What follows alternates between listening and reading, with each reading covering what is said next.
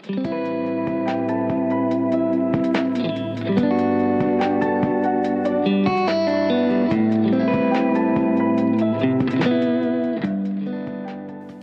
everyone. I hope you all had a good week this week.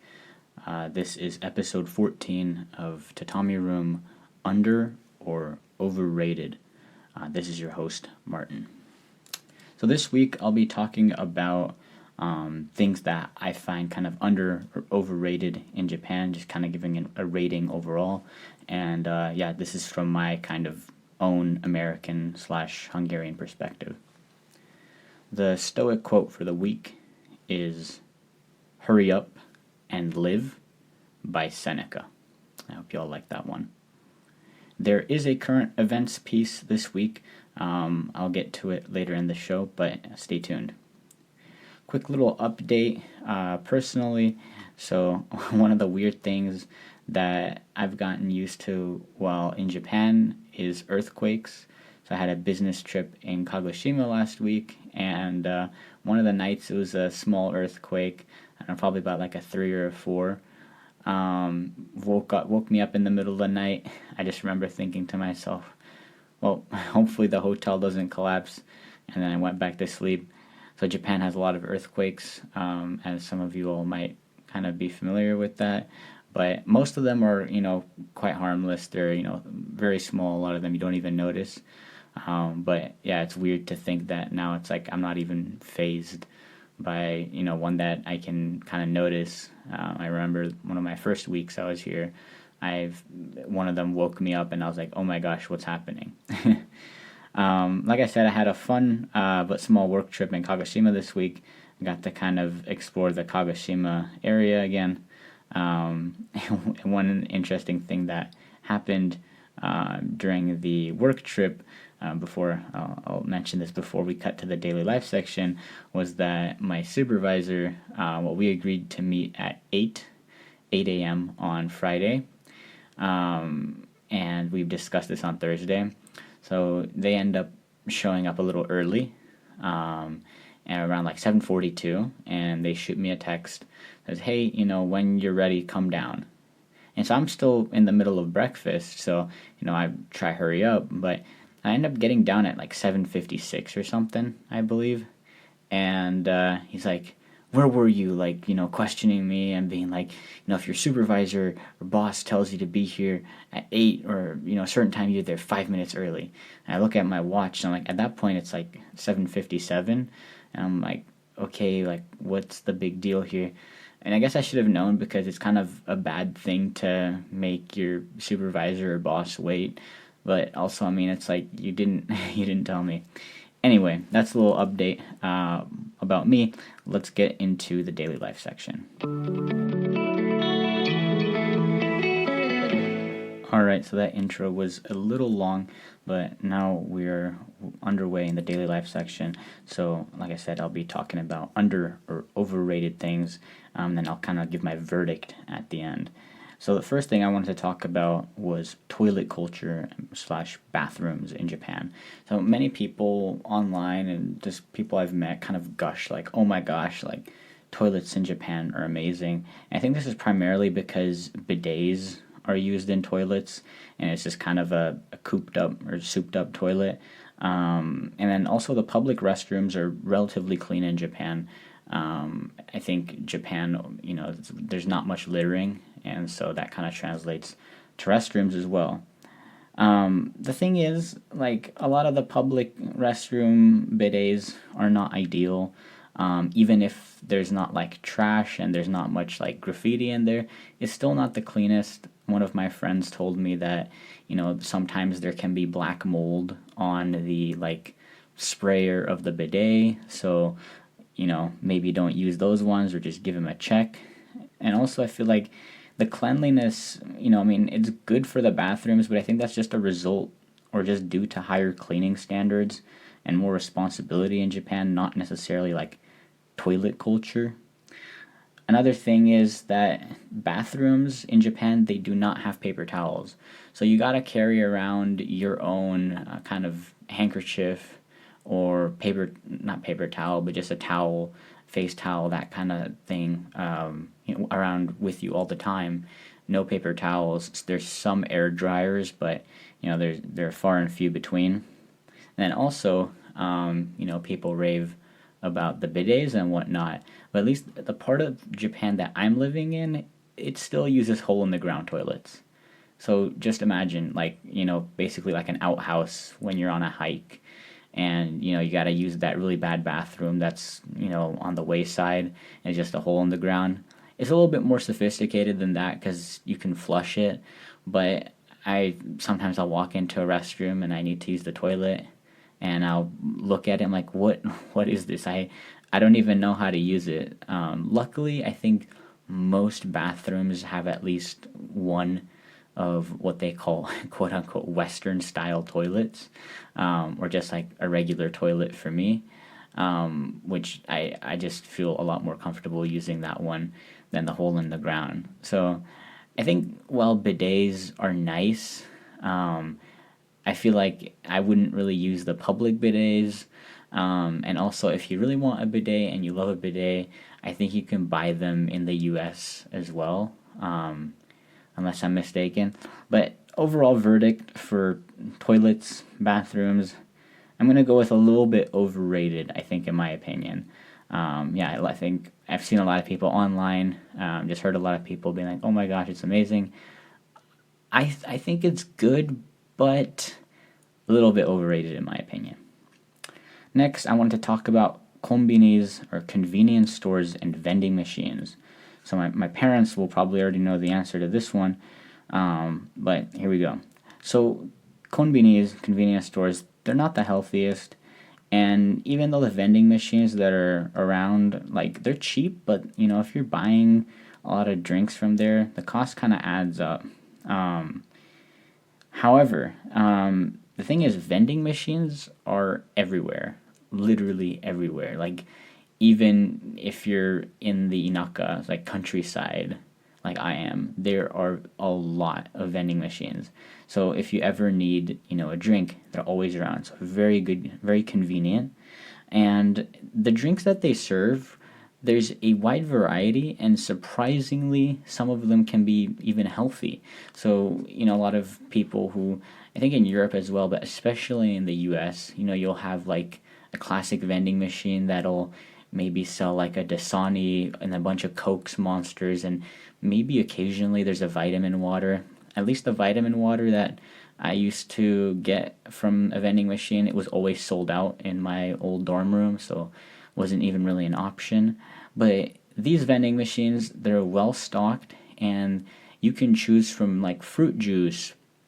You can choose coffee. There's a bunch of coffee alternatives, and there's usually a couple like electrolyte beverages. I'm a fan of Pocari Sweat, and if there's no Pocari Sweat, then also keen for an Aquarius at times. But those beverages, even though like you shouldn't be drinking them as a substitute for water, especially if you're thirsty, need to replenish some electrolytes, they're amazing. And then addressing kombinis as well, they sell quite a few items. There's a very wide assortment of items that are in convenience stores. And if like you're thinking of like 7-Eleven, 7-Eleven is one of the biggest convenience store chains in Japan. If you're thinking as an American of like 7-Eleven in the US, it's like a gas station kind of thing, and it sells the super bad quality hot dogs and the pizza that you only eat if there's like you're on a road trip, and 7-Eleven is like the only, like, it's 2 a.m. and it's the only thing in sight. Yeah, that 7-Eleven, completely different. So the food is not only marginally, not even marginally, but quite a bit healthier, I would say, but it also tastes better and is good quality. The ingredients are not the best, but at least they're not factory made. Some convenience stores, maybe even all of them, have their own kitchen where they make and prep things on site. So like a rice ball and onigiri is what it's called. They'll make that every single day. It's made fresh. So even though like you don't want to be eating the so much rice and that I'm assuming they don't use the best quality rice and the best quality seaweed and other materials to make that onigiri, but still, at least you know that it's made fresh every single day. Yeah, so I think it's healthier, it's better, and convenience stores, very convenient, and they can save you at times. One time I was in Kagoshima City, and I was a little hungover. I forgot how hungry and dehydrated I'd become, and I was like, "Oh my gosh, I need some food right now." I was starting to feel a little lightheaded, and boom, there was a convenience store right in sight, and I stopped there, got myself a drink, got some food, and felt 1,000 times better. So overall, although I don't recommend buying food from a convenience store or getting your beverage from a vending machine every day, my verdict is that convenience stores are, I'm gonna say, rated or underrated. I feel like people praise convenience stores in Japan, or they're kind of hyped about them, and I would definitely say that the hype is right. And if I can give it more hype, then yeah, I'm gonna add to it because convenience stores, I think they're great. Now I wanted to talk about the technology of Japan. So I often hear people be like, "Oh my gosh, like Japan is so technologically advanced, and all that tech and robots and whatnot. Japan is such a technical hub, etc." To give you all a bit of perspective, my office where I work at, the city hall, it literally looks like the set of The Office. Fax machines, like, I mean, I don't even know how to use a fax machine, but a lot of my daily schedules get faxed over. They don't get emailed. So yeah, you can tell I'm just the way I'm saying fax. I'm still just I'm having a laugh at it myself. It's like I can't believe we're still using this. But yes, fax, lots of paper documents everywhere. I mean, it's kind of nice because there's a paper trail and everything is, and there's a system and it's very well maintained. But I'm like, come on, like, just use an email, right? You don't need to document everything. And maybe they do. I guess the system works, but I wouldn't say it's very technologically advanced. Here's an anecdote from a friend to give y'all a little bit more perspective. So instead of a USB or a Google Drive, a teacher wanted a file, but they don't trust USBs and they don't know how to use Google Drive.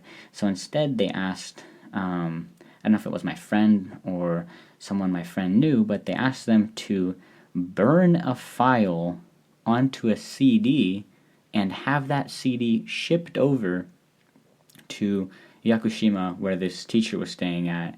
And so then that teacher got the CD, put it into their computer, I presume, and downloaded the file. So, this whole thing could have been done with, a simple like Google form.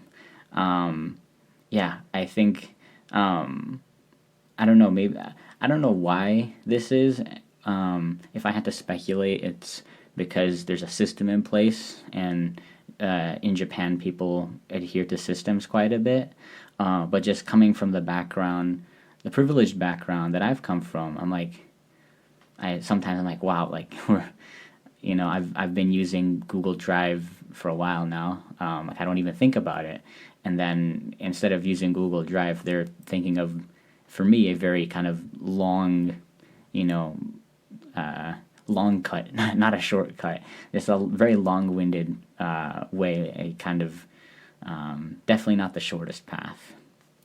And this, I think, even in bigger cities like Kagoshima, which Kagoshima is the biggest city in Kagoshima Prefecture, credit cards aren't widely available or accepted. So I went to a bar recently, and they're like, no credit cards. To be fair, this has been getting better, and there are more like, I think, PayPal-esque applications are more widely or commonly used. The one that they have here is not called PayPal, it's called PayPay, or I think there's one called PayDon as well. But yeah, if I have to sum it all up in terms of technology, at least at work, there's paper files on paper files. So my verdict on technology in Japan, I'm gonna say it's a little overrated. So especially if you're working in Japan, be prepared that your office might look very different compared to an office in America, for example. Now wanted to talk about the food. I think if you've listened to a couple episodes already, you'll know kind of what I have to say about the food. So I won't spend as much time here, but the food is great. You have classics like sushi, tempura, ramen. I actually wasn't the biggest fan of ramen, but I had it recently, and I think I'm slowly starting to like it. In addition to the classics that you have everywhere, you have what I called like regional or local bangers. You got the ba or torisashi. You got sweet potato, which is called annoimo. It's one of the specialties here on Tanegashima. I was kind of skeptical of the sweet potato at first and why it was super hyped here, but it's really good. And it's slowly become one of my favorite foods or favorite dishes. In addition to that, so the food tastes good and it's overall very balanced and quite healthy.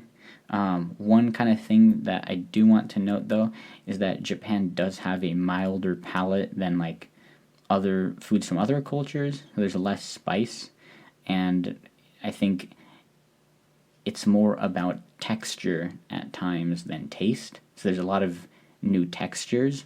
I think if you don't like experiencing new textures in food, then your culinary experience here in Japan might be a little different or kind of less hyped.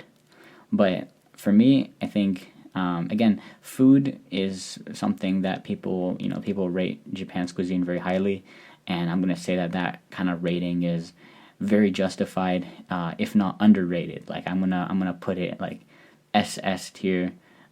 It's great. At the end, I wanted to put some kind of honorable mentions, things that I considered but didn't end up adding. Public transport. So my verdict for that is just right. It's got a good rating. I think people rate Japan's public transport pretty highly. I think if you're from the U.S. where public transport is quite atrocious, then you're like, oh my gosh, this is amazing. I'm also lived in Europe where public transport is quite good, I would say.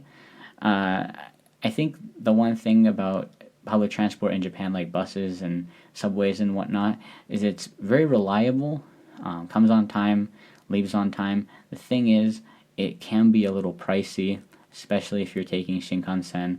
But even if you're just kind of cruising about in the city, I feel like that kind of adds up. But I'm gonna say it's just right. And then this is kind of an abstract category, but it's the final thing I wanted to, or it's the honorable mention, is kind of friends and vibes here in Japan. And the verdict I'm going to give that is quite underrated. And I think people are often, or I've heard people say like, oh, Japan, it's hard to fit into. People can be quite cold, And maybe that's true if you're living in Tokyo, or one of the bigger cities. I think people just see foreigners more often. They're just minding their own business. Everyone's very into the whole sarariman lifestyle. But for me, everyone here on my island, it's been a pleasure, a real privilege living here and kind of getting to know the people of Tanegashima well. So just having trouble fitting in or just having kind of cold interactions, I guess, it hasn't really been my case. And maybe that's because I'm in a smaller community, so it's kind of easier to fit into it. But I think, the people are great, the vibes are great. And if you find a way to kind of really connect with someone, I think, I've just had a great time. So, underrated in terms of friends and vibes is what I called it.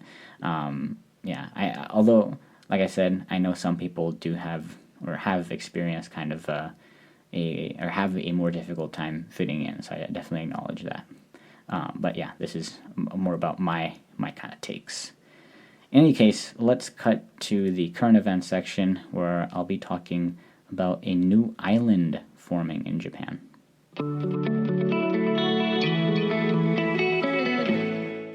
Alright, welcome back. This will be the current events section where I'll be talking about a new island that's just formed in Japan. Haven't had a current events section in a while, so hope you all enjoy this one. So, like I mentioned, there's a new island that has appeared, or rather spawned, on October 30th around midday, and you might be thinking, well, how? So this island is a kilometer off the coast of Iwodo Island, formerly known as Iwo Jima, which lies about 1,200 kilometers south of Tokyo. And so the way the island formed was due to volcanic eruptions that occurred underneath the sea or the ocean. And so these eruptions were thought to have begun on October 21st, and I guess they sort of continued until October 30th when the island formed. These eruptions that occurred, I'm going to try my best to not butcher this phrase, but they are called phreatomagmatic eruptions. Phreatomagmatic eruptions, I don't know, someone who knows geology, feel free to correct me, but these phreatomagmatic eruptions are when magma interacts with seawater, and this produces an explosive burst of steam and ash. And so on the days of the eruption, or when the island formed, lava or ash could be seen, spewing about 50 meters into the air. And so what's kind of the significance of this island forming? Well, I think it's pretty cool. You got a new island. I mean, Japan's always discovering new islands, but it presumably means that volcanic activity near Iwodo Island is resuming. And you might be wondering, well, okay, what is going to happen to this island? Is it going to get a new name, etc.? I think the name is on pause for now, because these, I don't know if it's the phreatomagmatic eruptions, or I'm not entirely sure why, but the thing is that the rock that this island is made out of right now is quite fragile. If eruptions do continue, the rock on the surface could harden. For example, if the eruptions continue, the rock could be covered by an additional layer of lava, and that could kind of, harden it. But there have been other similar islands, I think one in 1914 even, where, they formed due to these phreatomagmatic eruptions, and then they kind of unfortunately eroded away.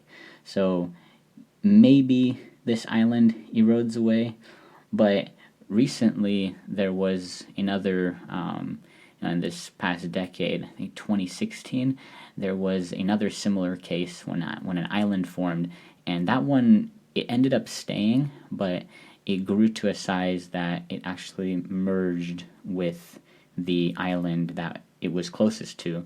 And so this new island may actually share that fate, and it may merge with Iwodo Island if it keeps growing in size. It's only about a kilometer away from Iwodo Island, so if it grows, then it might happen. Oh, one thing I did forget to mention is that right now this is quite a small island still, so it's only about 100 meters in diameter. We're not talking, if you heard sorry, that was a little, clickbaity. I'm trying to, say like a new massive island just appeared.